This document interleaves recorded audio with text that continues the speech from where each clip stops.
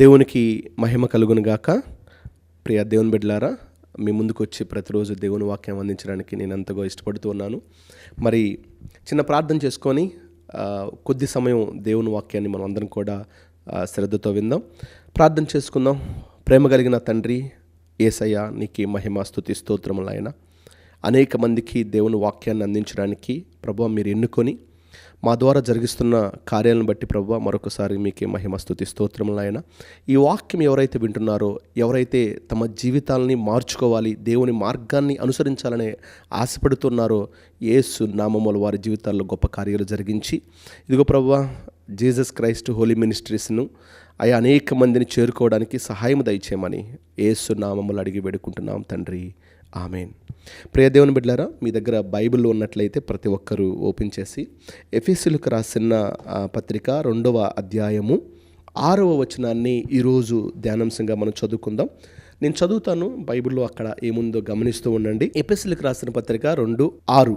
క్రీస్తు యేసునందు ఆయన మనకు చేసిన ఉపకారము.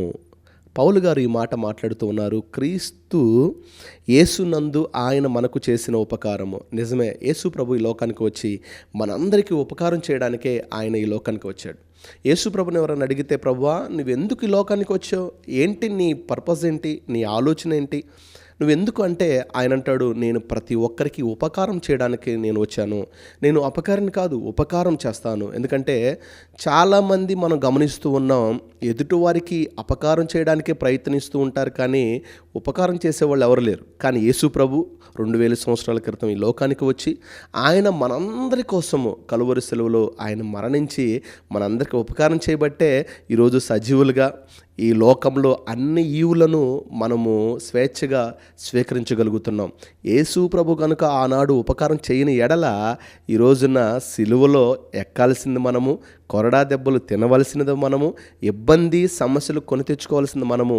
అయితే మన పాపము నిమిత్తము యేసు ప్రభు అవన్నీ కొట్టేసి మన పాపానికి ఆయన పరిహార్థంగా కలువరిశిలలో ఆయన మరణించున్నాడు. ప్రియ దేవుని బిడ్డలారా, ఎవరైనా ఆలోచన చేస్తున్నారా? అనేక ప్రాంతాల్లో దేవుని సువార్త ప్రకటిస్తూ ఉన్నారు. చాలామంది దేవుని సేవకులు కష్టపడుతూ సువార్త ప్రకటిస్తూ ఉన్నారు, కానీ చాలామంది ఆలోచిస్తున్నారా, యేసు ప్రభు ఎందుకు ఈ లోకానికి వచ్చాడు అంటే ఆయన ఉపకారం చేయడానికి ఈ లోకానికి వచ్చాడు. ఈరోజు నేను చెప్పాలనుకున్న మాట ఏంటంటే, ఆ అంశం ఏంటంటే ఉపకారము. దేవుడు ఎవరెవరికి ఉపకారం చేశాడు అని ఆలోచించేస్తే, నాకున్న సమయాన్ని బట్టి ఒకళ్ళని లేదా ఇద్దరిని మీ ముందు నేను ఉంచాలని, మీకు పరిచయం చేయాలని నేను ఆశపడుతూ ఉన్నాను. మొదటిగా దేవుడు లేదా దేవుని యొక్క ఉపకారం పొందుకున్నటువంటి ఒక వ్యక్తి మనకు కనబడుతుంది. ఆ స్త్రీ ఎవరో తెలుసుకుందాం. యెహోషువ గ్రంథము 2వ అధ్యాయము 14 వచనం మనం గమనించినట్లయితే, అక్కడ ఒక స్త్రీకి దేవుని యొక్క బిడ్డల ద్వారా ఉపకారం అందినట్టు మనం గమనిస్తూ ఉన్నాం. చూడండి, యెహోషువ గ్రంథము 2వ అధ్యాయము 14 వచనం.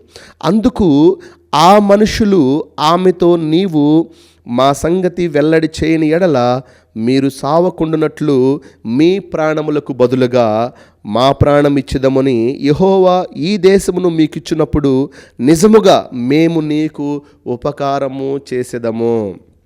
ఇక్కడ వేగులు వారు దేవుని బిడ్డలు మాట్లాడుతూ ఉన్నారు. ఒక స్త్రీ ఇంటికి వెళ్ళినప్పుడు, నీవు మాకు ఉపకారం చేసిన ఎడల, లేదా మా సమాచారము మా శత్రువులకి నీవు అందచేయని ఎడల మేము నీకు ఉపకారం చేస్తామని మాట్లాడుతూ ఉన్నారు.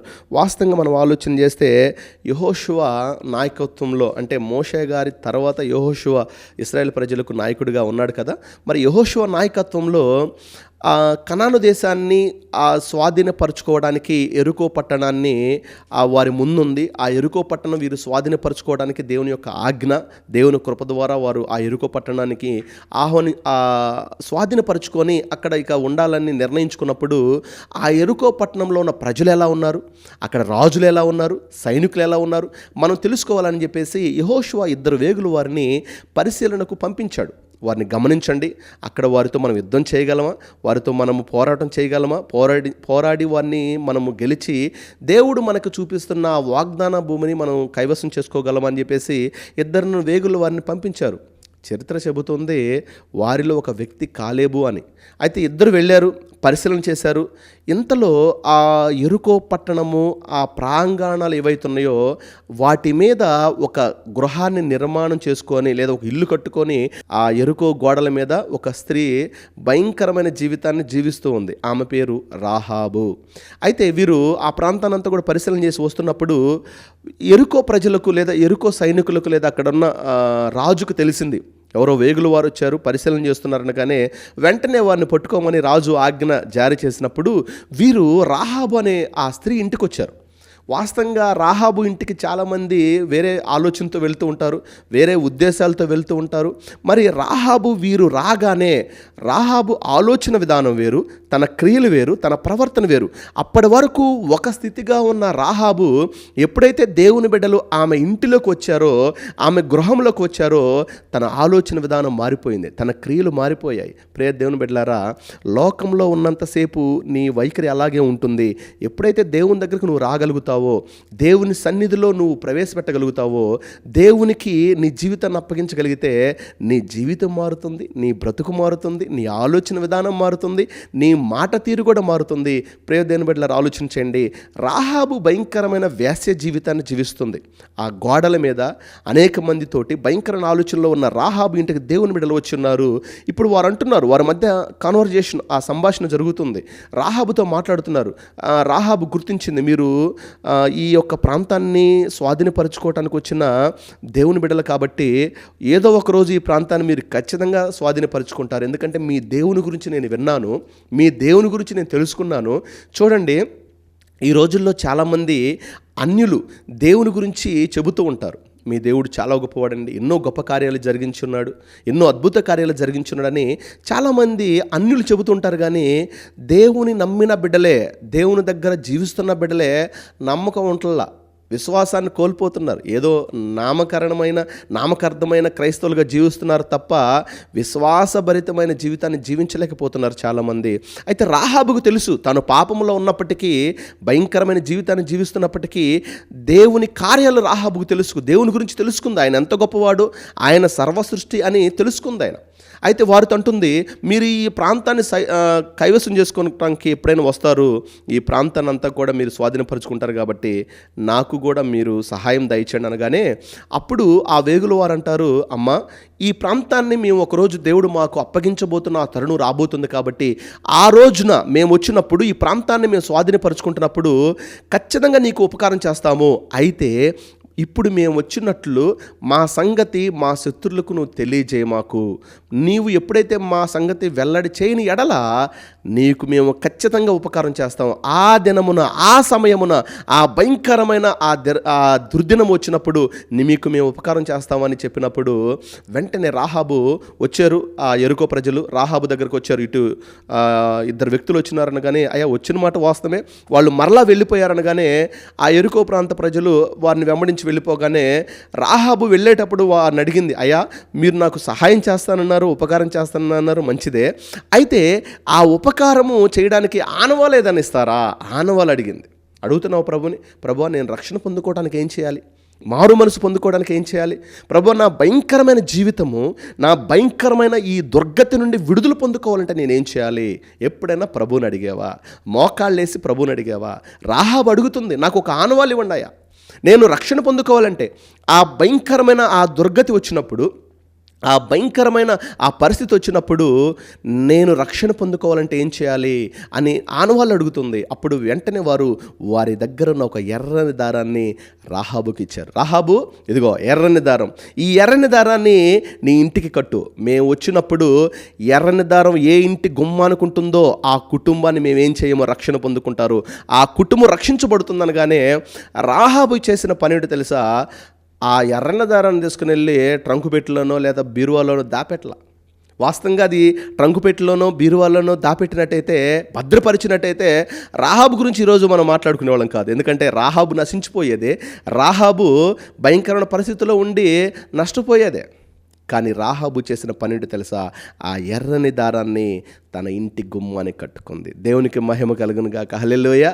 తన ఇంటి గుమ్మానికి కట్టుకుంది. ఆలోచన ఆమె మాత్రమే రక్షించబడాలని కాదు, కానీ నాతో పాటు ఉన్న నా బంధువులు లేదా నా స్నేహితులు అనేక మంది రక్షణ పొందుకోవాలి. ఆ భయంకరమైన ఆ భయంకరమైన ఉగ్రత రాకమునిపే నా ఇంటి సభ్యులు, నా కుటుంబ సభ్యులు అందరూ రక్షణ పొందుకోవాలని ఇప్పుడు రాహాబు ఒకప్పుడు వేశ్యగా తన ఆలోచన విధానం వేరు, వేశ్యగా తన మాటల విధానం వేరు. ఇప్పుడు తన మాట విధానం మార్చింది. సాక్షిగా దేవుని మాటలు చెప్పడం, అయ్యా రక్షణ పొందుకోవాలంటే ఇదిగో నా ఇంటికి ఎర్రని దారం ఉంది, ఆ ఎర్రని దారం ఉన్నప్పుడు నా ఇల్లు రక్షణ పొందుకుంటుంది, కాబట్టి ఇదిగో రండి నా ఇంట్లో భద్రంగా మీరు ఉండొచ్చు అని అందరిని పిలుస్తుంది. చాలామంది నాకు తెలిసి హేళన చేసి ఉండొచ్చు.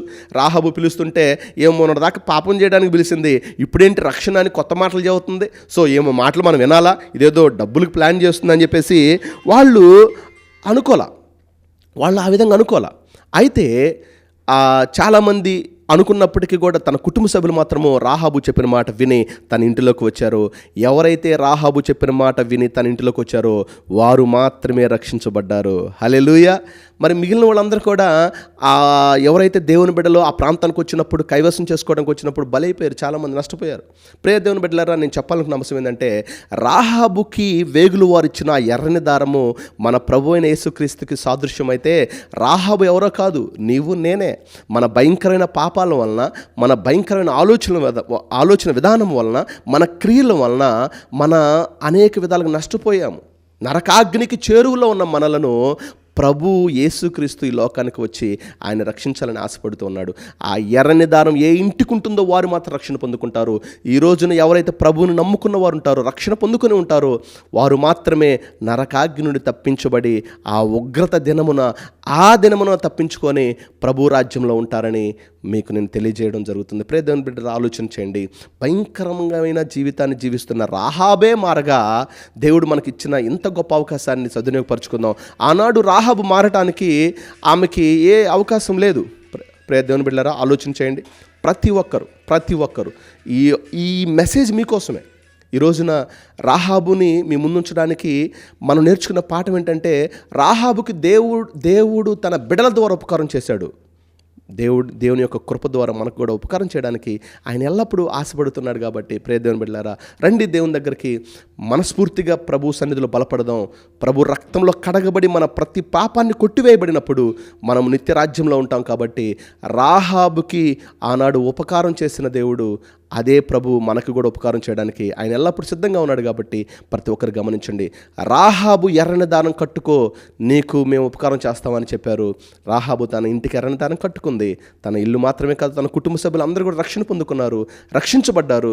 ఈ రోజున నీవు నేను కూడా యేసే రక్తంలో కడగబడినప్పుడే, మన ప్రతి పాపాన్ని కడిగినప్పుడే మనం రక్షణ పొందుకొని మారు మనసు పొందుకొని దేవుని రాజ్యంలో ఉంటాం. కాబట్టి ప్రతి ఒక్కరు గమనించి ముందుకు సాగిపోయే విధంగా ఉండవలసిందిగా ప్రభు పేరని మీ అందరికీ మనం చేస్తున్నాం. ప్రియ దేవుని బిడ్డలారా, చిన్న ప్రార్థన చేసుకుందాం. ఈ వాక్యాన్ని దేవుడు ఆశీర్వదించి దీవించి బలపరచును గాక. ప్రేమ కలిగిన తండ్రి, ఇదిగో నాయన, ఇంతవరకు అయా మీరు మాకు సహాయం చేసే దేవుడు, అయా మీరు మాకు ఉపకారం చేసే దేవుడు అని అయా మీ లేఖనాల ద్వారా తెలియజేయబడం జరిగింది ప్రభువా. ఇదిగో నాయన, రాహాబుకి మీరు చేసిన ఉపకారము నాయన, వేగులు వారి ద్వారా ప్రభువా రాహాబుకి ఉపకారం చేసి ఉన్నారు. రాహాబు ఇదిగో ఎర్రని దారం కట్టుకో, నీవు రక్షించబడతావని ఆనాడు వేగులు వారి ద్వారా ప్రభువా మీరు తెలియజేస్తున్నారు. అదే రీతిగా మాకు కూడా ప్రభువా మీరు తెలియజేస్తున్నారు. రక్షణ పొందుకోవడానికి, మారు మనసు పొందుకోవడానికి ప్రభువా ఇదిగో నీ రక్తంలో ఎవరైతే కడగబడి ఉంటారో వారు మాత్రం రక్షించబడతారని మీరు సెలవిస్తున్నారు. కాబట్టి ఐదుగో నాయన అందరినీ జ్ఞాపకం చేసుకో. ప్రతి ఒక్కరు రక్షణ పొందుకొని మారు మనసు పొందుకొని, వ్యాధిగ్రస్తులేమి, అనారోగ్య సమస్యలు ఉన్నవారు, ఇబ్బందుల్లో సమస్యల్లో కొట్టుమిట్టాడుతున్నవారు ఎవరైతే ఉన్నారో, పాపపు ఊబిలు ఎవరైతే ఉన్నారో, మద్యానికి బానిసలు అయిపోతున్న వారు ఎవరైతే ఉన్నారో, ఐదుగోన వారందరూ రక్షణ పొందుకోవడానికి, మారు మనసు పొందుకోవడానికి కృపను చూపించే సహాయము దయచేయండి. ఈ వాక్యం అనేక మంది జీవితాల్లో గొప్ప కార్యాలు జరిగించడానికి సహాయం దయచేయమని మహిమ ఘనత ప్రభావం నీకే చెల్లిస్తూ యేసయ్య అతి పరిశుద్ధ నామములో అడిగి వేడుకుంటున్నాం తండ్రి, ఆమేన్. ప్రియ దేవుని బిడ్డలారా, ఇదిగో మీరందరూ కూడా ఈ చిన్న మనవి మీరు ఆలకిస్తారని విశ్వాసంతో నమ్ముచున్నాను. Jesus Christ holy ministries JCHM ఛానళ్లను మీరందరూ సబ్స్క్రైబ్ చేసుకోండి. అనేకమైన మంచి దేవుని వర్తమానాలు మీరు వినుట వలన విశ్వాసంతో ముందుకు సాగిపోతారు. నా పేరు శ్యాము. మరి మీరెవరైనా సరే నా కింద నెంబర్ ఉంటుంది 7893809201 నా ఫోన్ నెంబరు. మీరు ఎప్పుడైనా నాకు కాల్ చేయొచ్చు. మీకు ఎప్పుడు అందుబాటులో ఉంటాను. ప్రార్థన అవసరతల కోసం నాకు కాల్ చేయండి. మీ అందరి కోసం ప్రత్యేకంగా ప్రార్థన చేస్తాను. అలాగే మా యూట్యూబ్ ఛానల్ని JCHM జీసస్ క్రైస్ట్ హోలీ మినిస్ట్రీస్ని మీరందరూ కూడా ఛానల్ని సబ్స్క్రైబ్ చేసుకొని మీ ఫ్రెండ్స్కి, మీ శ్రేయభిలాషులకి, మీ కొలీగ్స్కి, మీ బంధువులకి అందరికీ కూడా ఈ లింక్ను ఫార్వర్డ్ చేయండి. అనేక మంది జీవితాల్లో సువార్త ప్రకటించడానికి మీ వంతు కూడా సహకరించవలసిందిగా మనవి చేస్తున్నాం. దేవునికి మహిమ కలుగును గాక. ఆమేన్.